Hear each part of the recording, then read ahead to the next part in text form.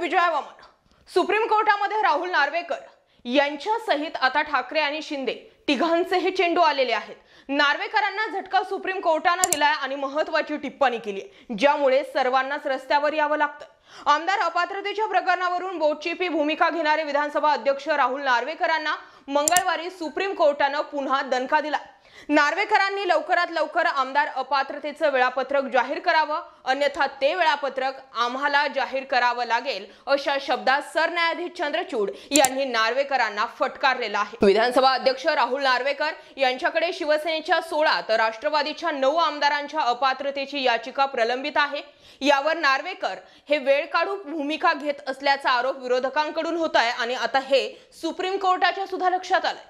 विधानसभा अध्यक्षांच्या दिरंगाई प्रकरणी ठाकरे गटाकडून दाखल याचिकेवर सर्वोच्च न्यायालयात मंगळवारी सुनावणी पार पडली.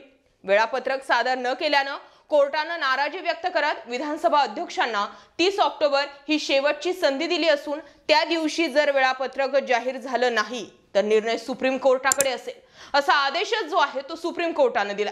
दरम्यान विधानसभा अध्यक्षांची बाजू मांडणारे न्यायाधीश सॉलिसिटर जनरल आमदार अपात्रता प्रकरणाच्या वेळापत्रकाचा बचाव केला असला तरी सुद्धा सर्वोच्च न्यायालयाने आम्ही वेळापत्रकाबाबत समाधानी नाही असं स्पष्ट शब्दामध्ये सांगितलं. तसेच दसऱ्याच्या सुट्टीच्या दिवशी सॉलिसिटर जनरल तुषार मेहता यांनी विधानसभा अध्यक्षांसोबत बसावं आणि नवं वेळापत्रक तयार करून कोर्टात सादर करावं अशा सूचना सुद्धा केल्या आहेत. याचा अर्थ समजतोय का? याचा अर्थ असा आहे की आता सुप्रीम कोर्ट आणखी वेळ काढूपणा काही जरी झालं तरी नार्वेकरांना करून देणार नाही. विधानसभा अध्यक्षांच्या वेळापत्रकानुसार 13 ऑक्टोबर रोजी आमदार अपात्रता प्रकरणी पहिली सुनावणी पार पडणार होती. त्यानंतर 20 ऑक्टोबरला सर्व याचिका एकत्र करायच्या की नाही याबाबत निर्णय येणार होता. तर 23 ऑक्टोबरला क्रॉस व्हेरिफिकेशन सुरू होणार होतं. 23 नोव्हेंबर नंतर पुढच्या तारखा जाहीर करू असं अध्यक्षांनी सांगितलेलं होतं.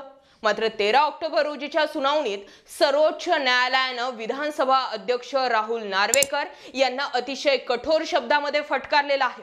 सुप्रीम कोर्ट सुद्धा बातम्या बघतंय. सुप्रीम कोर्टाला सुद्धा दिसतंय बातम्या देण्यामध्ये म्हणजे मीडियामध्ये येण्यामध्ये नार्वेकर अधिकच उत्सुक आहेत.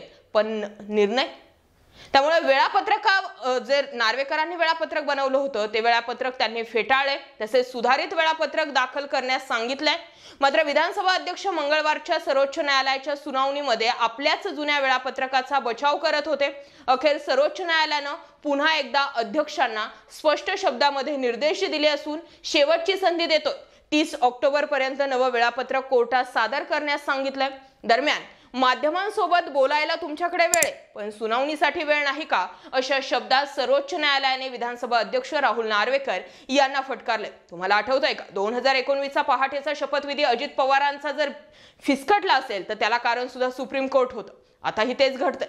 विधानसभा अध्यक्षांकडे सादर केलेल्या कागदपत्रांवर कोणताही आक्षेप नसताना नार्वेकर वेळकाढूपणा करतात. मुख्यमंत्री एकनाथ शिंदे गट तसेच उपमुख्यमंत्री अजित पवार गटाच्या आमदारांनी 10व्या अनुसूचीचे उल्लंघन केल्याचं स्पष्ट दिसतंय.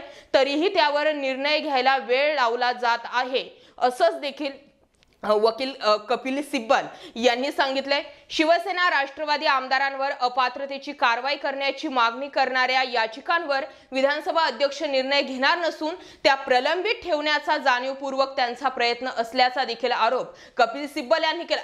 मागच्या वेळी सुद्धा कपिल सिब्बल यांनी भाजपाकडून काय काय प्रयत्न केले जात आहेत याचा आराखडाच पुढे मांडला होता. आताही सिब्बल ताकद लावतात.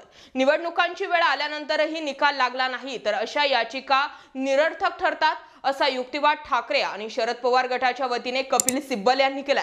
एकंदरीत काय तर सर्वोच्च न्यायालयात वारंवार वाभाडे काढूनही नार्वेकर भाजपच्या खाल्ल्या मिठाला जागतायत की तू मारल्यासारखं कर मी रडल्यासारखं करतो असा खेळ सुप्रीम कोर्ट आणि नार्वेकर यांचा सुरू आहे असा प्रश्न सुद्धा आता लोक उपस्थित करताना दिसतात. एकंदरीत काय तर सुप्रीम कोर्टानं 2019ला जर भाजपा आणि राष्ट्रवादी काँग्रेसचं सरकार जर पडलं असेल तर त्याला कारण सुप्रीम कोर्ट होतं. सुप्रीम कोर्टानं सांगितलं की फ्लोअर टेस्ट घ्या आणि त्यामुळे राष्ट्रवादी काँग्रेसचे जे सर्वेसर्वा आहेत शरद पवार त्यांच्याच बाजूने आमदार उभे राहिले आणि नाईलाजास्तव अजित पवारांना त्यांच्या उपमुख्यमंत्री पदाचा राजीनामा द्यावा लागला होता.